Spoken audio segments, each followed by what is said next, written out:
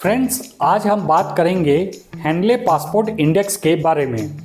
यह नाम आपने कई बार सुना होगा, खासकर जब पासपोर्ट की ताकत और देशों की रैंकिंग की चर्चा होती है। इस वीडियो में हम जानेंगे कि हेनले पासपोर्ट इंडेक्स क्या है, इसका इतिहास और इसे क्यों बनाया गया, यह देशों की रैंकिंग कैसे तय करता है और इसका देशों पर क्या प्रभाव पड़ता है, और अंत में भारत की रैंकिंग और इससे जुड़े तथ्यों को भी समझने की कोशिश करेंगे।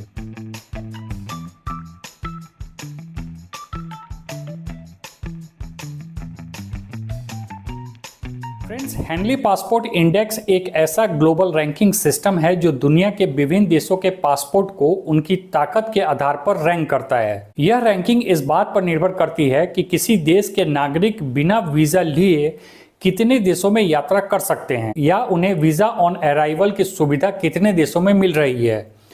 सीधे शब्दों में कहें तो जिस देश के पासपोर्ट पर सबसे ज्यादा देशों में बिना वीजा यात्रा की जा सकती है, उस देश का पासपोर्ट सबसे शक्तिशाली माना जाता है। हेनले पासपोर्ट इंडेक्स की शुरुआत 2006 में हुई थी। इसे अंतर्राष्ट्रीय कानून विशेषज्ञ क्रिस्टियन हेनले द्वारा स्थापित किया गया था।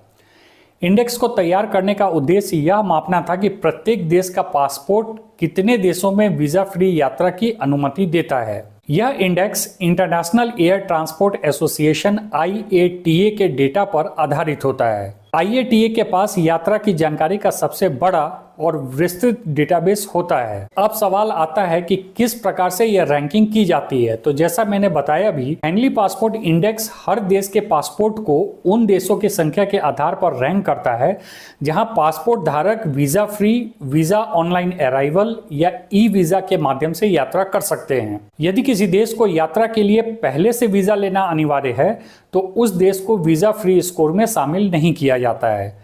शुरुआती वर्षों में यूरोपीय देशों और अमेरिका का इस रैंकिंग में दबदबा था, लेकिन हाल के वर्षों में एशियाई देशों जैसे जापान, सिंगापुर और दक्षिण कोरिया ने शीर्ष स्थानों पर कब्जा कर लिया है।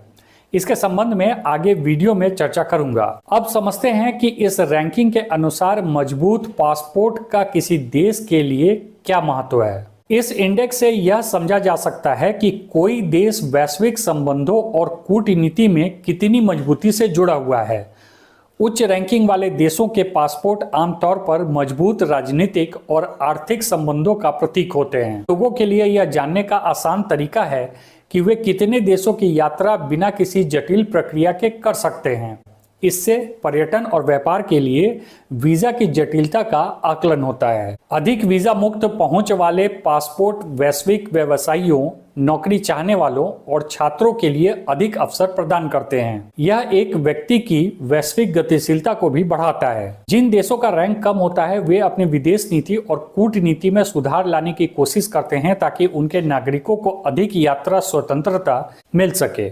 साथ ही यह उन लोगों के लिए उपयोगी भी है जो दूसरे देश की नागरिकता लेने या अस्थायी रूप से स्थानांतरित होने पर विचार कर रहे हैं।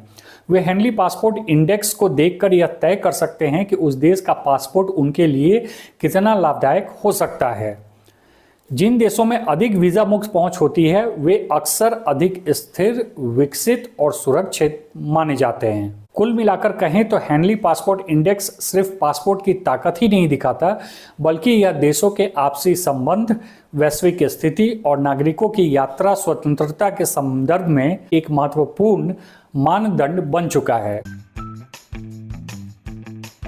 और अब जानते हैं कि 2025 के हेनले पासपोर्ट इंडेक्स में भारत समेत अन्य देशों की क्या रैंकिंग है। तो भारत की पासपोर्ट रैंकिंग में गिरावट आई है और अब यह 2025 के हेनले पासपोर्ट इंडेक्स में 85वें स्थान पर पहुंच गया है। इस साल भारत की रैंकिंग 5 पायदान नीचे खिसक गई है, जो पहले 80वें स्थान पर थी। इंडेक्स के अनुसार भारतीय पासपोर्ट धारक 57 देशों में बिना वीजा के यात्रा कर सकते हैं। भारत इस रैंकिंग को इक्वेटोरियल गिनी और नाइजर के साथ साझा कर रहा है। सिंगापुर ने लगातार दूसरे साल भी दुनिया के सबसे शक्तिशाली पासपोर्ट की सूची में शीर्ष स्थान पर कब्जा जमाया है। 2025 के हेनले पासपोर्ट इंडेक्स के अनुसार सिंगापुर का पासपोर्ट धारक 195 देशों में बिना वीजा के यात्रा कर सकता है।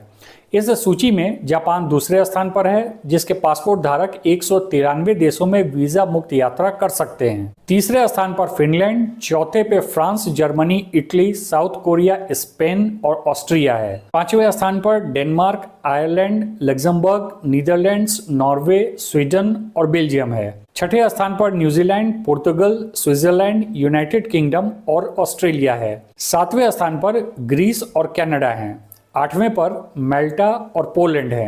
नौवें स्थान पर हंगरी और एस्टोनिया है और 10वें स्थान पर United states, Latvia, United Arab Emirates और लिथुआनिया है।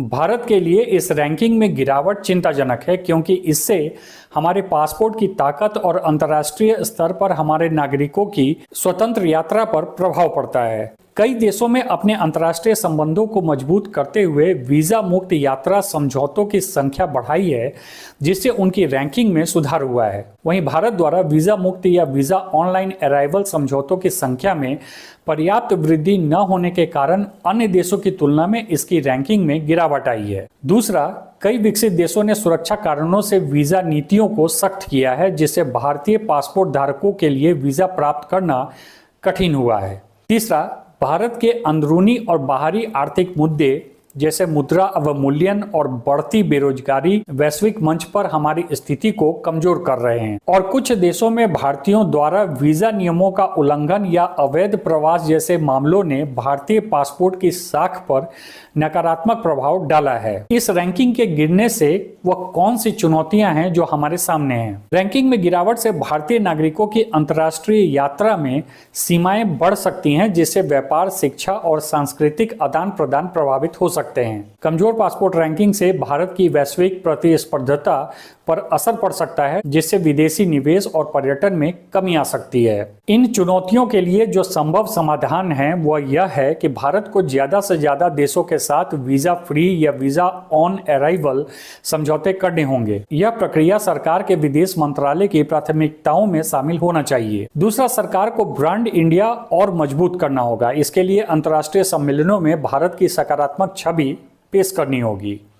वीजा नियमों का उल्लंघन करने वालों पर सख्त कार्रवाई करनी होगी। ऐसा करने से दूसरे देशों का भारत के प्रति भरोसा बढ़ेगा। आर्थिक विकास को तेज करके भारत की वैश्विक स्थिति मजबूत की जा सकती है। यह अंतर्राष्ट्रीय मंच पर भारत की साख को बढ़ाएगा और भारतीय पासपोर्ट को अधिक डिजिटल और सुरक्षित बनाने के साथ साथ नागरिकों को पासपोर्ट नियमों का पालन करने के लिए शिक्षित करना भी जरूरी है। हेनली पासपोर्ट इंडेक्स में भारत की रैंकिंग में गिरावट चिंताजनक जरूर है, लेकिन यह सुधार योग्य है। इसके लिए सरकार और नागरिकों को मिलकर काम करना होगा। कूटनीतिक, आर्थिक और सामाजिक मोर्चे पर ठोस कदम उठाकर भारत न केवल अपनी रैंकिंग सुधार सकता है, बल्कि अपने नागरिकों के लिए दुनिया को और अधिक सुलभ बना सकता है। हम सभी का यह दायित्व है कि हम अपने देश के पासपोर्ट की साख बनाए रखें और इसे अंतर्राष्ट्रीय स्तर पर और मजबूत करें। धन्यवाद।